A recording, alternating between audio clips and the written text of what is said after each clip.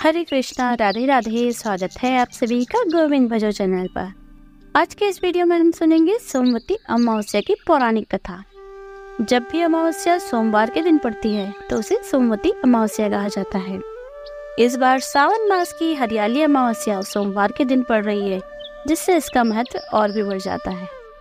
तो आइए इस शुभ अवसर पर सुनते हैं सोमवती अमावस्या की पौराणिक कथा, जिसके सुनने मात्र से अखंड सौभाग्य की प्राप्ति होती है।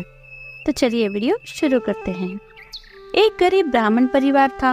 उस परिवार में पति पत्नी के अलावा एक पुत्री भी थी। वह पुत्री धीरे धीरे बड़ी होने लगी। उस पुत्री में समय और बढ़ती उम्र के साथ सभी स्त्रीयोचित गुणों का विकास हो रहा था। वह लड़की सुंदर, संस्कारवान और गुणवान थी, किंतु गरीब होने के कारण उसका विवाह नहीं हो पा रहा था। एक दिन उस ब्राह्मण के घर एक साधु महाराज पधारे। वे उस कन्या के स्वभाव से काफी प्रसन्न हुए। कन्या को लंबी आयु का आशीर्वाद देते हुए साधु ने कहा कि इस कन्या की हथेली में विवाह योग्य रेखा नहीं है।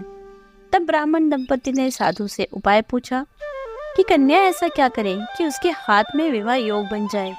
साधु ने कुछ देर विचार करने के बाद अपनी अंतर्दृष्टि से ध्यान करके बताया कि कुछ दूरी पर एक गांव में सोना नाम की धोबिन जाति की एक महिला अपने बेटे बहू के साथ रहती है, जो बहुत ही आचार विचार और संस्कार संपन्न तथा पति परायण है।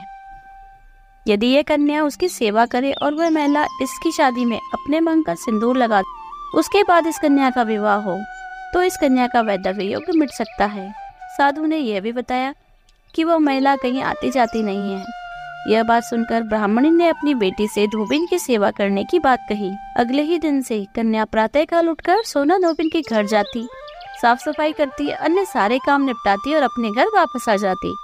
एक दिन सोना धोबन अपनी बहू से पूछती है कि तुम तो सुबह ही उठकर सारे काम कर लेती हो और पता भी नहीं चलता।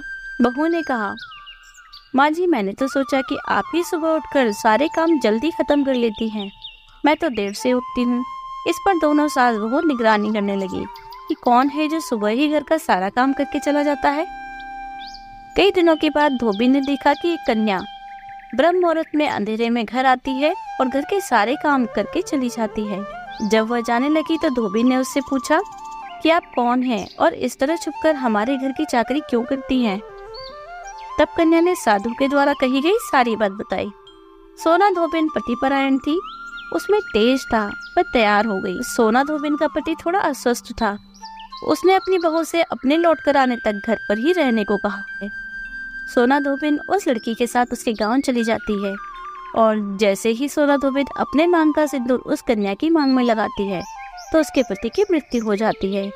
उसे इस बात का पता चल जाता है, परंतु वह ब्राह्मण के घर से निराजल ही चल पड़ती है, यह सोचकर कि रास्ते में कहीं पीपल का पेड़ मिलेगा तो उसे भंवरी देखकर उसकी परिक्रमा करके ही जल ग्रहण करेगी। उस दिन सोमवती अमावस्या थी। ब्राह्मण के घर मिले हुए पुए पकवान की जगह सोना धोबिन ने ईंट के टुकड़ों से 108 बार भंवरी देकर 108 बार पीपल के पेड़ की परिक्रमा की। उसके बाद जल ग्रहण किया। ऐसा करते ही उसके पति के मुर्दा शरीर में वापस जान आ गई। धोबिन का पति वापस जीवित हो उठा। इस प्रकार सोमवती अमावस्या के नियमों का पालन करने से सोना धोबिन और उस ब्राह्मण कन्या को अखंड सौभाग्य की प्राप्ति हुई। इसलिए सोमवती अमावस्या के दिन से शुरू करके जो व्यक्ति हर अमावस्या के दिन भंवरी देता है, उसके सुख और सौभाग्य में वृद्धि होती है। पीपल के पेड़ में सभी देवों का वास होता है। अतः जो व्यक्ति हर अमावस्या को न कर सके, वह सोमवार को पड़ने वाली अमावस्या के दिन 108 वस्तुओं की भंवरी देकर अमावस्या की कथा सुनता है, गौरी गणेश का पूजन करता है, उसे अखंड सौभाग्य की प्राप्ति होती है। ऐसी प्रचलित परंपरा है कि पहली सोमवती अमावस्या के दिन धान, पान, हल्दी, सिंदूर और सुपारी की भंवरी दी जाती है। उसके बाद ही सोमवती अमावस्या को अपने सामर्थ्य के हिसाब से फल, मिठाई, सुहाग सामग्री, खाने की सामग्री इत्यादि की भंवरी दी जाती है। फिर भंवरी पर चढ़ाया गया सामान किसी सुपात्र ब्राह्मण, ननद या भांजे को दिया जाता है। तो यह थी कथा सोमवती अमावस्या की। यदि आपको वीडियो अच्छी लगी हो तो लाइक कीजिए, शेयर कीजिए। आप अपने विचार हमें कमेंट कर सकते हैं। यदि आप चैनल पर नए हैं और आपने अब तक हमारे चैनल को सब्सक्राइब नहीं किया है तो चैनल को सब्सक्राइब कर लीजिए, बेल आइकन को प्रेस कर दीजिए, जिससे आने वाले ऐसे नए वीडियोस की नोटिफिकेशन आपको तुरंत मिल जाए।